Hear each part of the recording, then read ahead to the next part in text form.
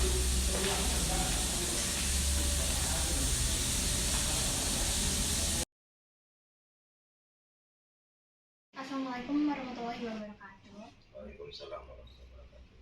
Halo semuanya, di sini saya sudah bersama Paniam. Mungkin Paniam bisa memperkenalkan diri terlebih dahulu. Ya, terima kasih. Nama saya Samsul Niam, SH, dengan jabatan saya sebagai Ketua Tim Kepegawaian dan SDM Aparatur yang sebelumnya menjabat sebagai Kasubag Kepegawaian dan Hukum yang kemudian ada perubahan nomenklatur sesuai dengan PMA dan Permenpan Penyetaraan menjadi subkoordinator, selanjutnya sekarang menjadi Ketua Tim yang ada di Kanwil Kementerian Agama Provinsi Jawa Timur. Untuk keterkaitan tugas dalam kepegawaian hukum mungkin bisa dijelaskan lebih jelas, Pak? Keterkaitan pekerjaan, terutama yang kepegawaian itu mengatur dengan dimulai dari mulai pengadaan CPNS maupun P3K sampai dengan pensiun. Adapun perjalanan dari mulai pengadaan sampai pensiun, di tengah-tengahnya pasti ada mulai kenaikan pangkat, kenaikan jabatan, macam-macam lah di situ, banyak itemnya.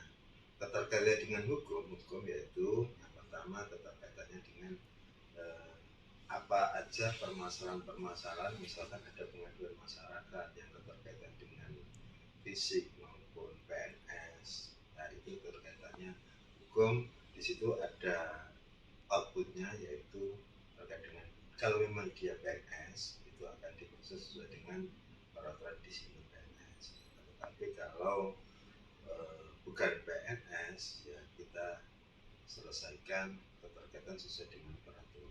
Yang kedua, keterkaitan hukum, mengatur terkait dengan hukum, yaitu ada koordinasi dengan koordinasi pihak eksternal, yaitu mulai Pemda, Pemprov maupun yang lainnya terkait dengan pengawasan orang asing, di mana pengawasan orang asing tersebut kalau menetap di Indonesia harus ada izinnya, yaitu diantaranya rekomendasinya dari kita Kementerian Agama. Banyak yang harus koordinasi baik eksternal maupun internal di situ. Terima kasih atas penjelasan dari Anda ya, Paniam. Terima kasih.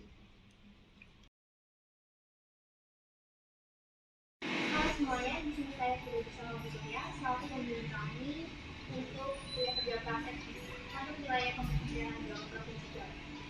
Bu Surya, salam perkenalkan. Terima kasih. Assalamualaikum warahmatullahi wabarakatuh. Nama saya Surya Ramadhani SPFAD. Sehari-hari saya bekerja di Subang Kepegawaian dan Hukum untuk wilayah Kementerian Agama Provinsi Jawa Timur.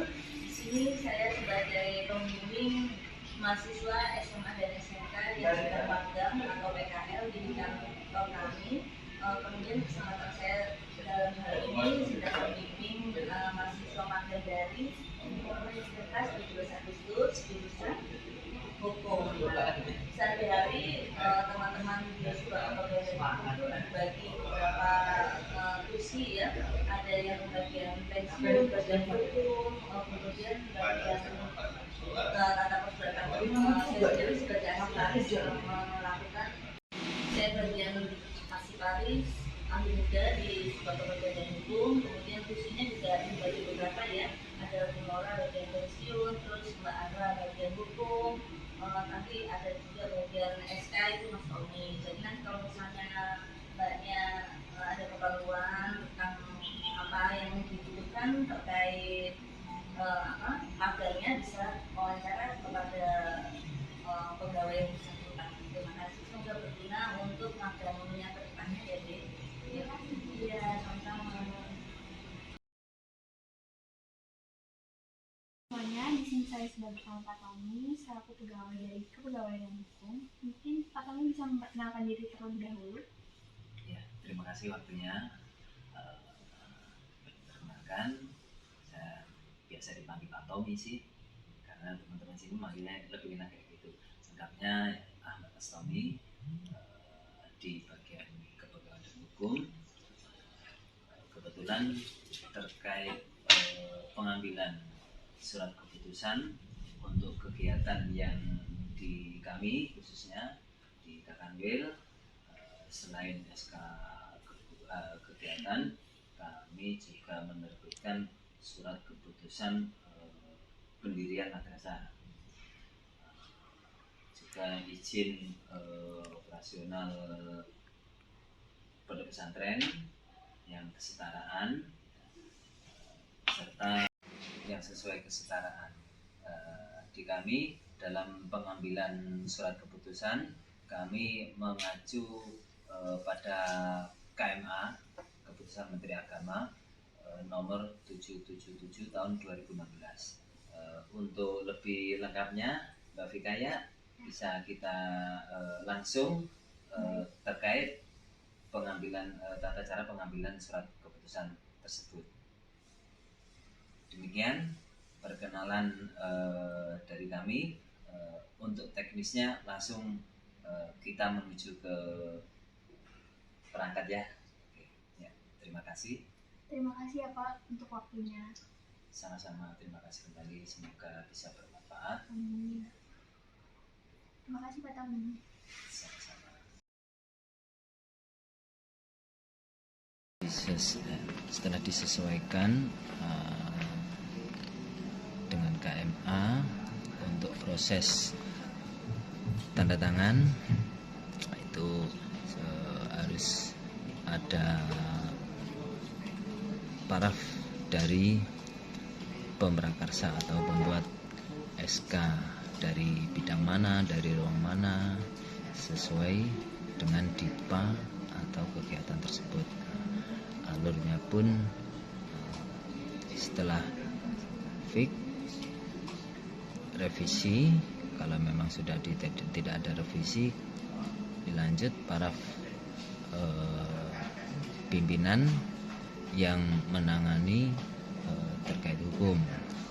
Setelah proses para paraf dari pemrakarsa, dari bagian yang menangani terkait hukum, ya, kita naikkan, kita proses untuk paraf ke Kabak TU, yang mana di sini setelah diparaf yang membidangi hukum, yang sebelah kanan ini eselon di bawah Kakanwil atau yang tanda tangan. Setelah proses tanda tangan dari Kakanwil selesai, kembali lagi ke bidang yang menangani hukum untuk diberikan nomor SK dan tanda SK.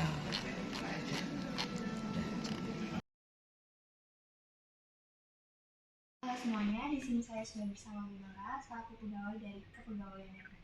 Bu Nora mungkin bisa memperkenalkan diri terlebih dahulu. Iya.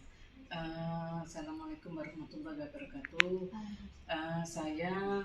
Nama saya Bu Nora Jana. Tugas saya ada di Subbab Kepegawaian dan Hukum Kantor Wilayah Kementerian Agama Provinsi Jawa Timur. Tugas pokok saya di kepegawaian utamanya adalah memproses usulan pensiun sampai dengan SK pensiun itu jadi.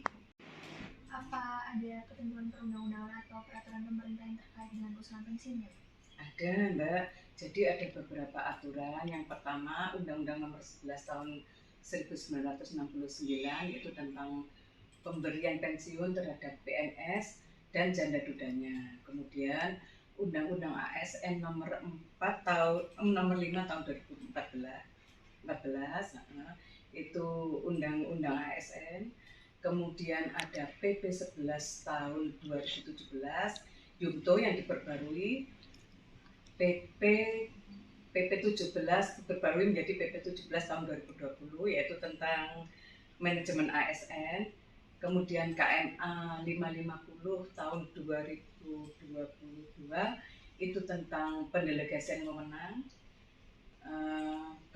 kewenangan pencetakan SK itu tadi. Kemudian KMA 550 tahun 2022. Yang terakhir Perkap BKN nomor 3 tahun 2020 itu tentang pemberhentian PNS. Untuk kategori usulan pensiun itu ada apa saja ya? Ada beberapa Mbak, di antaranya yaitu pensiun BUP. Pensiun BUP itu pensiun karena batas waktu usia pensiun ya. Jadi misalkan orang itu lahir tahun 20 Mei 1965 ya. Dia memasuki masa pensiunnya itu usia 58 tahun. Berarti kan kalau tanggal lahirnya 23 Mei 1965, berarti TMT pensiun dia itu ada di bulan depannya, di 1 Juni 2023. Itu yang mencapai batas usia pensiun. Kemudian ada lagi pensiun janda duda kalau PNS tersebut meninggal. Terus ada lagi pensiun atas permintaan sendiri dengan persyaratan tertentu yang ditentukan oleh Undang-Undang Nomor 11 Tahun 69 tadi. Terus ada pensiun anumerta, itu ketika meninggal saat menjalankan tugas. Di antaranya. Terima kasih untuk penjelasannya Bu Nora. Ya, sama-sama. Semoga manfaat ya. Sukses selalu. Terima kasih Bu. Ya. Halo semuanya, di sini saya sudah bersama Bu Lia, pegawai dari Kepegawaian dan Hukum. Mungkin Bu Lia bisa memperkenalkan diri terlebih dahulu. Saya Lia, analis kepegawaian di Subak Kepegawaian dan Hukum. Di sini saya akan bertanya tentang penghargaan pegawai, yaitu ada Satya Lencana ya Bu. Bisa dijelaskan terlebih dahulu apa saja itu Satya Lencana? Oke, Satya Lencana ini penghargaan untuk pegawai yang dilihat dari yang pertama tolak ukurnya masa kerja. Jadi dari masa kerjanya itu ada tiga Satya Lencana 10 tahun, Satya Lencana 20 tahun, dan Satya Lencana 30 tahun. Nah, ya itu sih dilihat dari masa kerjanya dulu. Untuk kriteria dan ketentuan perundang-undangan dalam pengaturan penghargaan bagi pegawai itu apakah ada ya? Kalau khusus untuk Satya Lencana ini, selain masa kerja yang dilihat itu juga ada beberapa sih ketentuannya.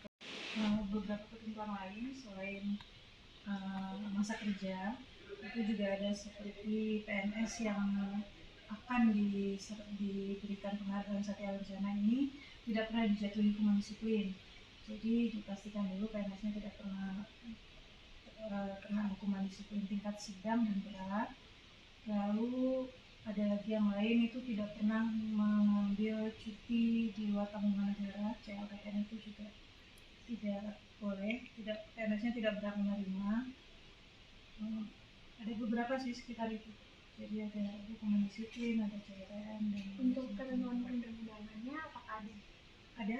Kalau untuk dasar kita memberikan itu ada di Peraturan Pemerintah Nomor 35 Tahun 2010 dan Undang-Undang Nomor 20 Tahun 2009 tentang gelar, tanda jasa, dan tanda kehormatan.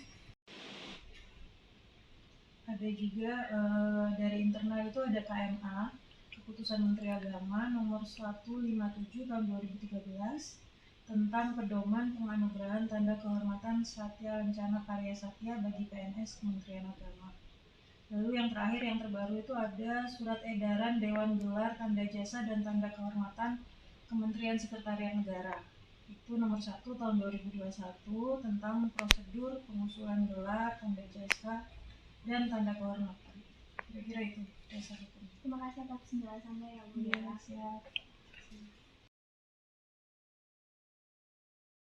Halo semuanya, di sini saya sudah bersama Bu Ara, selaku pegawai dari Kepegawaian dan Hukum. Bu Ara, bisa memperkenalkan diri? Oke, terima kasih. Kenalkan, nama saya Nora Dwi Rahmawati, biasanya dipanggil Ara. Saya di sini sebagai analis hukum. Kemudian, di sini saya akan mempertanyakan tentang penerimaan, hukuman disiplin, serta pemberhentian pegawai yang ada di lembaga kementerian. Mungkin bisa dijelaskan secara umum terlebih dahulu. kalau terkait pengadaan atau penerimaan pegawai, kemudian hukuman disiplin, ataupun pemberhentian, itu semuanya tercantum, kita bisa lihat di Peraturan Pemerintah Nomor 17 Tahun 2020, sebagaimana yang telah diubah, yaitu PP Nomor 11 Tahun 2017 terkait manajemen PNS. Nah, di sana itu sudah ada semuanya, mulai dari penerimaan pegawai, hukuman disiplin, maupun kemudian apa lagi yang ditanyakan? apakah ada contoh hukuman disiplin yang terjadi di sini sehingga menyebabkan pemberhentian pegawai ya? Kalau terkait hukuman disiplin itu berbagai macam jenisnya, yaitu antara lain baik yang ringan, sedang maupun yang berat. Kalau contoh dari hukuman disiplin tersendiri ketika disiplin pegawai mengenai absensi atau pegawai ketika masuk kerja, jam masuk kerja disiplinnya itu juga ditentukan di sana. Nah, hukumannya ketika secara akumulatif, hitungan akumulatif ketika pegawai tersebut melakukan keterlambatan maupun alfa dalam tiga kali dalam setahun itu akan terkena hukuman disiplin, yaitu hukuman jenis ringan. Kemudian ketika nanti ada yang 10 hari berturut-turut melakukan absen atau tidak masuk, maka dia akan mendapatkan akan terkena hukuman disiplin jenis berat. Nah, untuk mengetahui beberapa jenis hukuman tadi bisa dilihat di Peraturan Pemerintah Nomor 94 Tahun 2021 terkait disiplin PNS. Pertanyaan terakhir untuk Ibu, saya menanyakan tentang apakah ada kategori atau kriteria dalam penerimaan pegawai negeri di lingkup Kemenaker? Terkait pengadaan atau penerimaan pegawai itu ada dua jenis. Kalau yang sudah dilalui yaitu CPNS sama P3K. Kalau yang P3K ini kemarin baru kita lalui, yaitu terkait dengan pegawai dengan perjanjian kerja. Yaitu. Tapi ada bedanya sih CPNS sama P3K itu.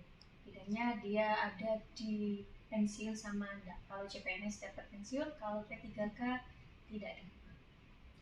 Terima kasih atas ilmunya ya Bu.